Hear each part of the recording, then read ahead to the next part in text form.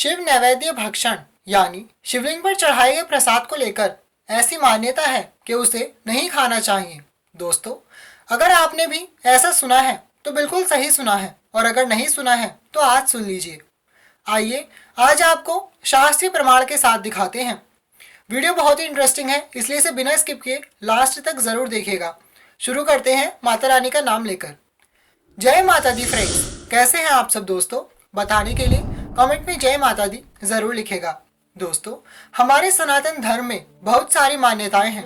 कुछ हम जानते हैं और कुछ ऐसी हैं जिन्हें हम न जानने के कारण करते रहते हैं, क्योंकि बहुत सारी बातें हैं। इसी का फायदा उठाते हुए बहुत से लोग सोशल मीडिया पर कुछ भी उल्टा सीधा बताकर लोगों को भ्रमित कर रहे हैं और हमारे सनातन धर्म में अंधविश्वास फैला रहे हैं।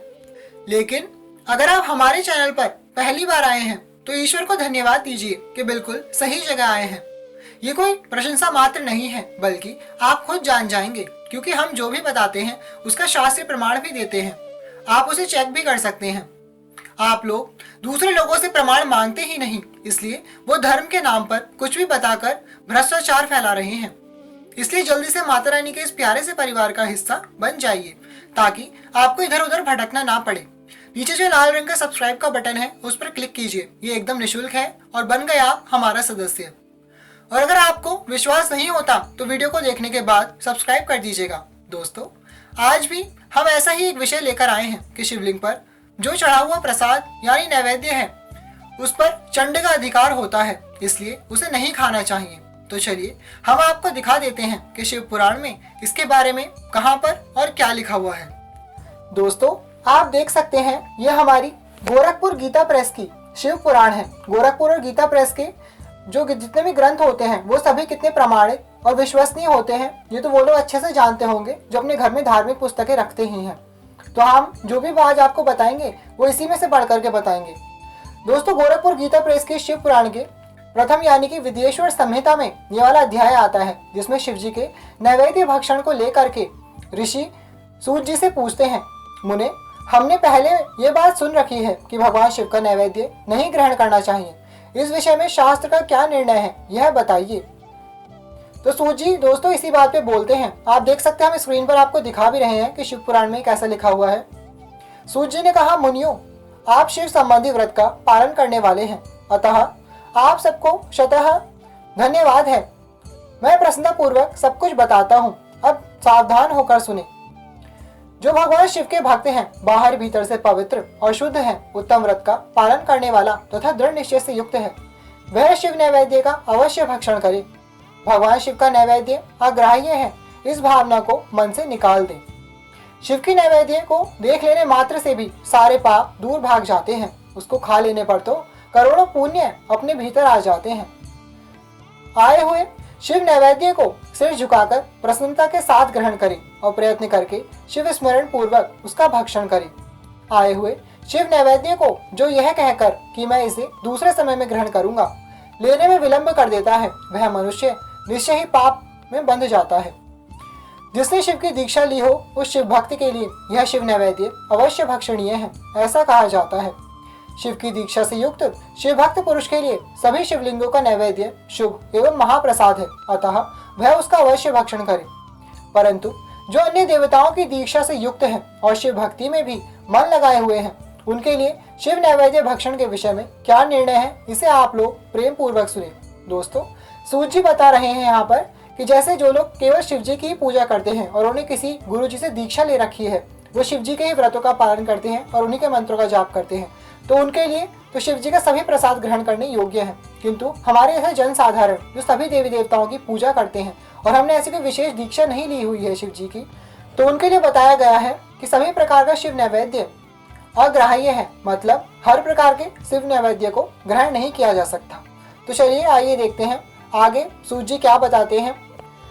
ब्राह्मणों, जहाँ से शालग्राम शिला की उत्पत्ति होती है, वहाँ के उत्पन्न लिंगों में रस लिंग, पारद लिंग में पाषाण, रजत यानी चांदी तथा सुवर्ण यानी सोने से निर्मित लिंग में, देवताओं तथा सिद्धों द्वारा प्रतिष्ठित लिंग में, केसर निर्मित लिंग में, स्फटिक लिंग में, रत्न निर्मित लिंग में तथा समस्त ज्योतिर्लिंगों में विराजमान भगवान शिव के नैवेद्य का भक्षण चांद्रायण व्रत के समान पुण्यजनक है।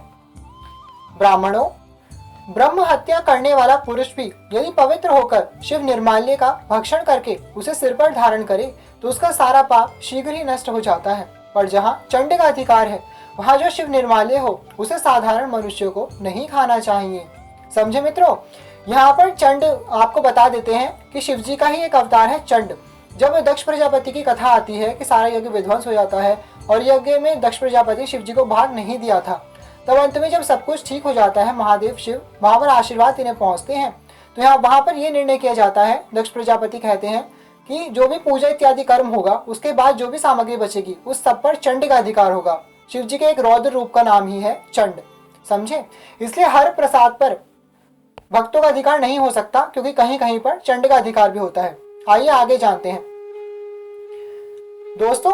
बाणलिंग, नर्मदेश्वर, लोह निर्मित स्वर्ण आदि धातुमय लिंग यानी कि लोहे का, सोने का, चांदी का या जो इतनी भी धातु होती है उनका लिंग। और यहाँ पे नर्मदेश्वर लिंग की बात बताई गई है।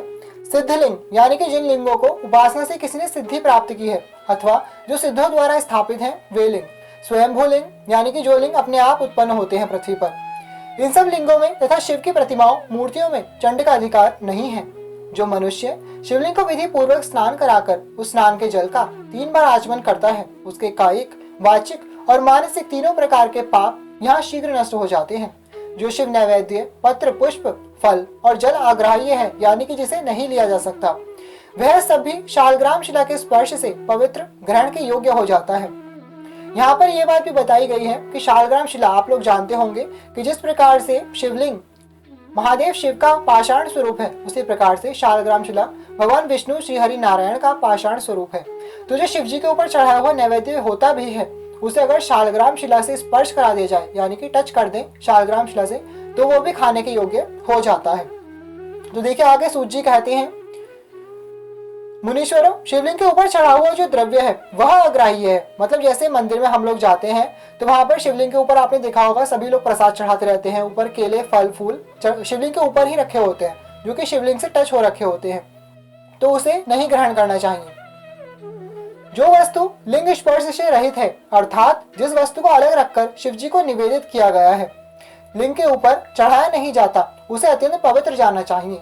मतलब कि जो प्रसाद अलग से प्लेट में इत्यादि में हम घर पे भी अगर पूजा करते हैं तो जो अलग से प्लेट कटोरी में करके रख देते हैं उस प्रसाद को जिसे शिवलिंग पर टच नहीं किया जाता वही खाने के योग्य है, वो बहुत ही पवित्र है और उसे जरूर खाना चाहिए। मुनिवरों, इस प्रकार नैवेद्य के विषय में शास्त्र का निर्णय बताया गया है।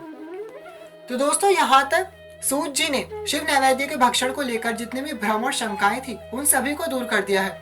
आशा है आप सभी को समझ आ गया होगा कि मंदिरों में जैसे हम लोग जाते हैं तो वहाँ पर शिव जी की जो प्रतिमा मतलब जो शिवलिंग होता है उसके ऊपर ही प्रसाद चढ़ा देते हैं, तो उसे भक्षण नहीं करना चाहिए। अब बहुत से लोग कहेंगे कि हमने घर में शिवलिंग स्थापित किया है या फिर जैसे मंदिर में होता है तो फिर उसका क्या करें। तो दोस्तों आपको बता देंगे जो शिव निर्माल्य होता है, शिव जी के शिवलिंग से टच किया हुआ जो प्रसाद होता है उसे गाय को या किसी ब्राह्मण को खाने का ही अधिकार है क्योंकि इन्हें दोष नहीं लगता है।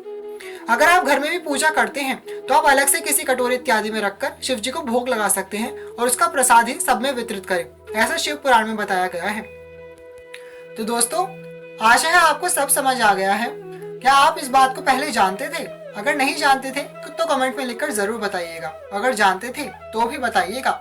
हम इसी तरीके की रोचक जानकारियां आप सभी के लिए शास्त्रों में से ढूंढ कर लाते रहते हैं क्योंकि हम चाहते हैं कि हमारे सनातन धर्म को जो भ्रष्ट लोग दूषित कर रहे हैं और लोगों का विश्वास उठता जा रहा है, धर्म संकट में है, इससे सभी को बचाया जा सके।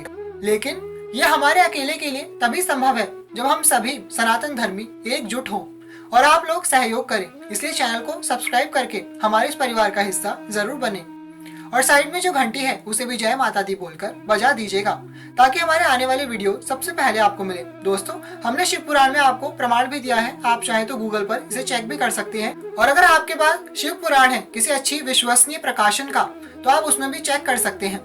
दूसरों से भी ये वीडियो जरूर शेयर कीजिएगा ताकि वो भी जागरूक हो और हमसे जुड़े। वीडियो अच्छा लगे तो इसे लाइक जरूर कीजिएगा, इससे ये वीडियो ज्यादा लोगों तक पहुंचेगी। ऐसी ही एक मान्यता है कि शिव जी को तुलसी अर्पित नहीं करनी चाहिए जो कि सरासर गलत है।